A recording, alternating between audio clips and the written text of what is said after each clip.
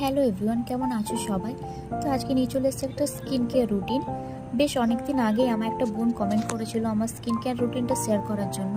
তো regular basis কিছু আমি ইউজ করি না, তো মাঝে মধ্যে যখন মনে হয় স্কিনটা খুব খারাপ হয়ে যাচ্ছে তখনই আমি স্কিন কেয়ার করি। তো প্রথমেই আমি একটা গুড ভাইবসের ফেস ওয়াশ দিয়ে ফেসটাকে ক্লিন করে নিয়েছি। দেন এরপর আমি এখানে ইউজ করেছি মামা আর্থের একটা ফেস স্ক্রাব। আমি যে প্রোডাক্টগুলো ইউজ করেছি খুবই ভালো, আমার স্কিনে খুব সুইটেবল। এবার তোমাদের স্কিনে কেমন কী হবে আমি জানি না। তো খুব ভালোভাবে আমি ম্যাসেজ করে নিচ্ছি। তো আমি খুব স্লো মোশনে করেছি ভিডিওটা পুরোটা শেয়ার করার জন্য তোমাদের সঙ্গে, তাই আমি এটা ফাস্ট ফরওয়ার্ড করেছি। দেন এখানে আমি লিপটাকে স্ক্রাব করার জন্য ইউজ করেছি গুড ভাইবসের একটা লিপ স্ক্রাব। এরপর আমি এখানে ফেস প্যাক ইউজ করেছি। ফেস প্যাকটাও ছিল মামা আর্থের। আর আমি যে প্রোডাক্টগুলো ইউজ করেছি প্রত্যেকটা খুব বাজেট ফ্রেন্ডলি।